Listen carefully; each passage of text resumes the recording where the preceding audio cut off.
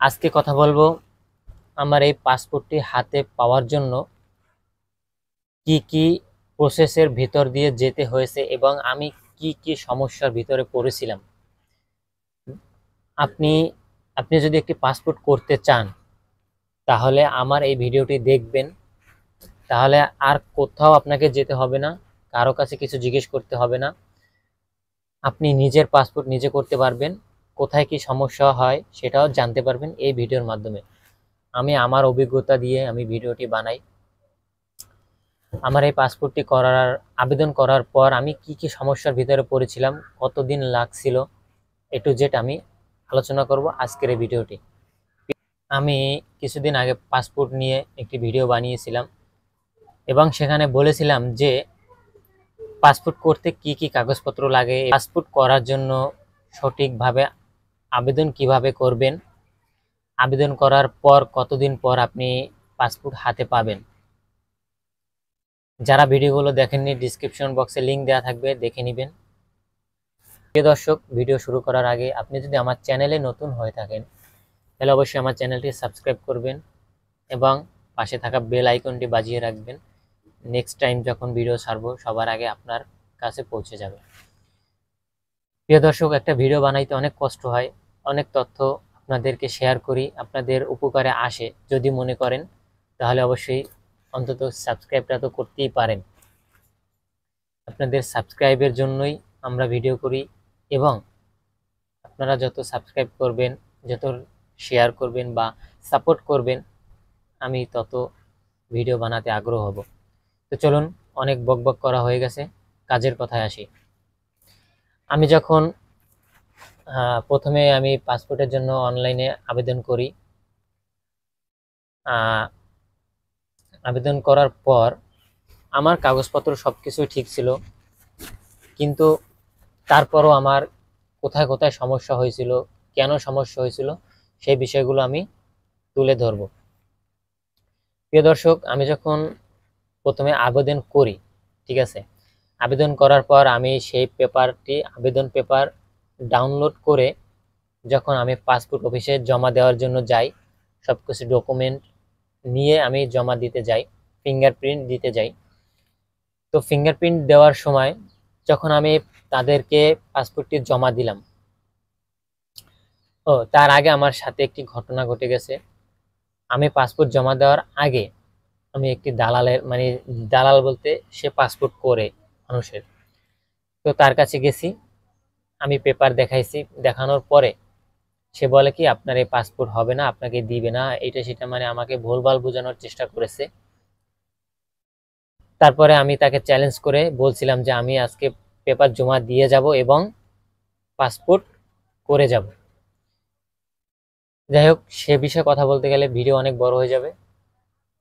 যখন আমি পাসপোর্ট পেপারগুলো জমা দেই, আবেদন পেপার যখন আমি স্যারের কাছে জমা দেই, তখন সবকিছু দেখার পর সবকিছু ঠিক আছে। এবার একটা জিনিস খেয়াল করবেন, আমি যখন আবেদন করি তখন আমার পিতামাতার যে অপশনটা থাকে, পিতামাতার আইডি কার্ড, ওইখানে পিতামাতার নাম দেওয়ার পরে এনআইডি নাম্বার অপশনাল, মানে দিলেও হবে না দিলেও হবে। তো যখন আমি অপশনাল দেখছি তখন কিন্তু আমি আইডি নাম্বারটি দেই নেই। এটা হচ্ছে আমার প্রথম ভুল।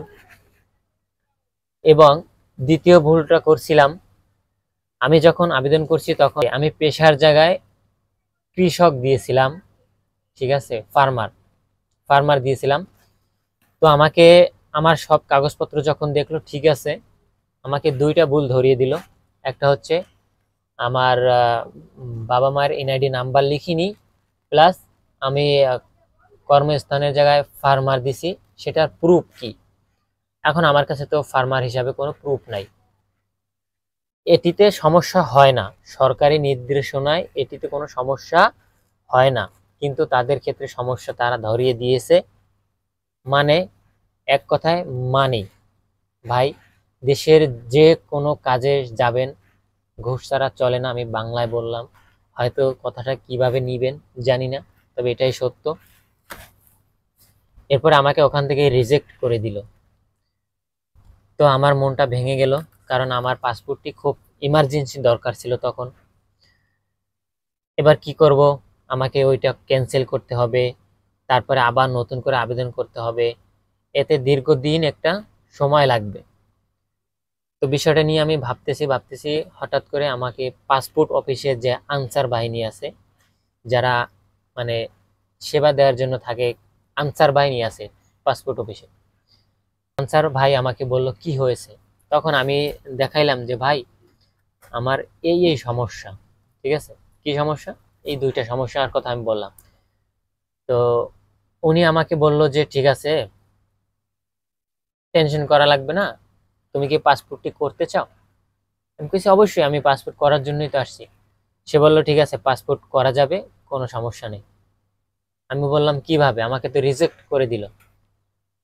বলল যে আমাকে 2000 টাকা দিতে হবে, আমি স্যারের সাথে কথা বলবো, স্যারের সাথে কথা বলে এটি সমাধান করে দিব, আপনি আজকেই ফিঙ্গার দিয়ে আপনি 7 দিনের মাথায় পাসপোর্টটি পেয়ে যাবেন। এখন আমি চিন্তা করলাম যে আমার বাসা পাসপোর্ট অফিস থেকে অনেক দূর, তো সেখান থেকে আসতে যাইতে অনেক কষ্ট, অনেক টাকাও খরচ। সেক্ষেত্রে চিন্তা করলাম আমার যদি 2000 টাকায় হয়ে যায় তাহলে আমি আবেদনটি করে যাই। তো আমি আর ই করলাম না, আমি ওখানে আবেদনটি করে আসলাম। আনসার সে আমাকে আহ, কি বলবো, সিসি ক্যামেরার আড়ালে বাথরুমে নিয়ে গেল। বাথরুমে নেওয়ার পরে সেখান থেকে মানে ওয়াশরুম থেকে আর কি, সেখান থেকে সে টাকাটা নিল প্লাস আমার ফাইলটা নিল। ফাইলটা নিয়ে সে কার কাছে কি গেল জানি না, আমাকে বসায় রাখলো। প্রায় 10-15 মিনিট পর আসে, আসার পরে বলে যে তুমি বসো, তোমাকে ফিঙ্গারের জন্য ডাকবে। ঠিক 5 মিনিট পর যেমন কথা তেমন কাজ, আমাকে ফিঙ্গারের জন্য ডাক দিল, আমি ফিঙ্গার দিলাম, সবকিছু এভরিথিং ওকে। এবার এবার আমাকে পাসপোর্টের ডেলিভারি স্লিপ পেপারটা দিয়ে দিল। আমি 10 দিনের ভিতরে পাসপোর্টটি পাবো, কারণ আমার আবেদনটি ছিল ইমার্জেন্সি। যেহেতু 7 দিনের ভিতরে দেয়, কিন্তু তারপরও তারা 10 দিনের ডেট দিয়ে দিয়েছিল। আহ, এরপরে 10 দিনের পর যখন আমার আবেদন করা শেষ, আমার অফিসের কাজ শেষ, আমি বাসায় চলে আসলাম।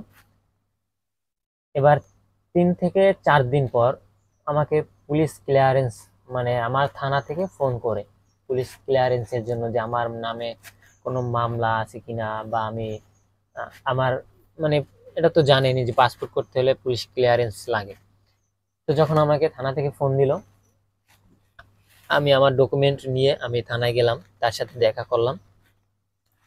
তো সেখানে আমার বাবা মায়ের যে নামের যে ভুলটা ওইটা সে ধরে নাই, কিন্তু আমার ওইখানে অন্য আরেকটা ভুল ধরা পড়লো, যেটা হচ্ছে পোস্ট অফিস। আমি আবেদন করার সময় আমার ডাকঘর, মানে ডাকঘর, কিন্তু আমার ওইখানে আহ, ডাকঘর, পোস্ট পোস্ট অফিস হচ্ছে আপনার, পোস্ট কোড হচ্ছে 9320। তো যেহেতু আমি প্রথম আবেদন করেছিলাম, তো পোস্ট অফিসের জায়গায় হচ্ছে 9320 যখন সিলেক্ট করছি, তখন 9320-এ মনে করেন অনেকগুলা পোস্ট ডাকঘর আছে, যেমন মানে বহুত জায়গার আছে। তো আমি ওইটা খেয়াল না করে 9320-টা সিলেক্ট করে দিছি, ঠিক আছে। তো তখন ওইখানে একটা আফরা আফরা নামের একটা থানা আছে, আফরা থানা, ওইটা সিলেক্ট হয়ে গেছে, যার কারণে আমি পুলিশ ভেরিফিকেশনে আটকে গেছি, এটা আমার করা হয় নাই। এরপরে আমাকে আবারও পাসপোর্ট অফিসে যাইতে হইলো। আমাকে আমি সেখানেও টাকা দিয়ে এটা সমাধান করার চেষ্টা করেছিলাম, কিন্তু সে সৎ থাকার সত্ত্বে আমার এটি হয় নাই, যার কারণে আমাকে পিছিয়ে যেতে হলো। আমাকে সে পাসপোর্ট অফিসে আবার গেছি, যাওয়ার পরে আমি পাসপোর্ট অফিসের আশেপাশে যে কম্পিউটার দোকানগুলো থাকে, ওনাদের কাছে বললে ওনারা আবেদন ফর্ম করে দেয় যে পাসপোর্টে কি সমস্যা।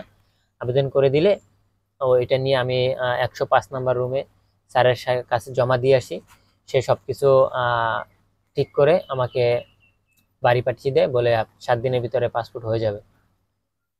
তো তেমন কাজ, এর ভিতরে আমার মানে ঈদের ছুটি পড়ে গেল। তো আমি পাসপোর্টটি পাই না বহু টেনশনে থাকি যে আমার আসলে পাসপোর্ট কি হবে কি হবে না। ঠিক আছে। তো এরপরে ঈদের ছুটি যখন কেটে গেল, আমি ওখানে দেখলাম যে আসলে পাসপোর্টটি ফির আবারও পুলিশ ক্লিয়ারেন্সের জন্য পাঠানো হয়েছে। দেন এবার কিন্তু এবার আমার ওই যে ঠিকানার যে মানে পোস্ট পোস্ট অফিসের যে ঠিকানাটা ভুল ছিল সেটি কিন্তু সমাধান হয়ে গেছে। এবার আমার শুধু ভুল রয়েছে আমার বাবা মায়ের নামটার সাথে আমার এনআইডি কার্ডের সাথে ম্যাক্স মানে অ্যাডজাস্ট করে না। যেমন শুধুমাত্র পার্থক্য হচ্ছে আমার আব্বুর নাম বেলায়েত শেখ, আমার আইডি কার্ডে হোসেন, এই শুধু হোসেনটা পার্থক্য। তো এবার অন্য একটা পুলিশের কাছে ক্লিয়ারেন্সের জন্য আসছে, সে আমাকে ফোন দিল। ফোন দেওয়ার পরে আমার ডকুমেন্টস চাইলো, আমি হোয়াটসঅ্যাপে পাঠিয়ে দিলাম। এবার আর তার কাছে যাইলাম না। পাঠানোর পর সে বলল যে তোমার তো সবকিছু ঠিক আছে কিন্তু বাবা মায়ের নামটা ঠিক নাই, তো এটা হবে না। তো এবার আমি বললাম স্যার এই অবস্থা, আমার তো পাসপোর্টটা দরকার, এখন আপনি আমাকে একটু হেল্প করেন যে কোনো ভাবে হোক। তো সে আমাকে বলল যে ঠিক আছে, আমি তোমাকে হেল্প করব, তুমি আমাকে যদি হেল্প করো তাহলে আমিও তোমাকে হেল্প করতে পারি। এবার আমি বললাম যে ঠিক আছে, আপনাকে আমি কিভাবে সহযোগিতা করব। এক পর্যায়ে আমি তাকে দিয়ে সহযোগিতা করি, সে আমাকে সহযোগিতা করে, আমার পাসপোর্টটি হয়ে যায়। এই হচ্ছে পাসপোর্ট করার সময় যে ভোগান্তি, এই ভোগান্তিটা যেন না হয় সেই জন্যই আজকের এই ভিডিওটি বানানো আপনাদের উদ্দেশ্যে। আশা করি আপনারা যদি এই ভিডিওটি সম্পূর্ণ দেখে থাকেন তাহলে আর আপনাদের এই ভোগান্তিটা হবে না। এবং আবেদন করার সময় অবশ্যই অবশ্যই একবার নয়, দুইবার নয়, আপনি 3 বার রিপিট করবেন যে কোথাও ভুল আছে কিনা, কোথাও ভুল আছে কিনা। আমরা ছোটবেলায় পড়ছি যে একটা ভুল সারা জীবনের কান্না, সেটা যে কোনোভাবে হোক। তো আমি এই ভুলটা এই জন্যই বললাম যে আপনি একটা ভুল করবেন, আপনাকে দীর্ঘদিন ভুগতে হবে, আপনাকে টাকা খরচ করতে হবে। সেটা যেন না হয় সেক্ষেত্রে আপনাকে অবশ্যই আবেদন করার সময় সঠিকভাবে আবেদনটি করতে হবে। এবং সঠিক নিয়মে কিভাবে আবেদন করবেন A to Z আমি একটি ভিডিও বানিয়ে রেখেছি, ডিসক্রিপশন বক্সে দেওয়া থাকবে, সেটি দেখে আপনি দেখে দেখে দেখে আবেদন করবেন। আশা করি আপনাকে আর কোনো ভোগান্তি করতে হবে না, আর কোনো দালালের মাধ্যমে আপনি পাসপোর্ট করবেন না। আপনার যদি কোনো কাগজপত্র ঠিক থাকে তাহলে কোনো দালালের মাধ্যমে পাসপোর্ট করতে যাবেন না, এটি হচ্ছে আমার বলা। তো ভিডিওটি অনেক বড় হয়ে গেছে, যে আপনারা এতক্ষণ ধৈর্য ধরে যারা ভিডিওটি দেখছেন আশা করি আপনাদের উপকারে আসবে। এবার যারা নতুন পাসপোর্ট আবেদন করবেন চট করে ভিডিওটি দেখে ফেলেন কিভাবে আবেদন করতে হবে, এবং আবেদন করতে কি কি কাগজপত্র লাগবে সেই ভিডিওটিও আমি বানিয়ে রেখেছি, সেটিও ডিসক্রিপশন বক্সে দেওয়া থাকবে।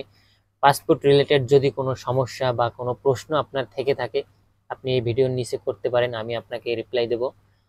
অথবা যদি আপনি সরাসরি আমার থেকে আবেদন করে নিতে চান তাহলে আমার দেয়া ঠিকানায় ডিসক্রিপশন বক্সে আমার দেয়া ঠিকানায় যোগাযোগ করবেন, আমি আপনাকে আবেদন করে দিব। এর জন্য কোনো টাকা পয়সা দিতে হবে না, জাস্ট আমার এই ছোট্ট ইউটিউব চ্যানেলটি সাবস্ক্রাইব করে আমাদের সাথেই থাকবেন, এটুই আপনাদের মাঝে চাওয়া। তো প্রিয় দর্শক, ভালো থাকবেন, সুস্থ থাকবেন, দেখা হবে নেক্সট কোনো ভিডিওতে। ততক্ষণ ভালো থাকুন, আল্লাহ হাফেজ।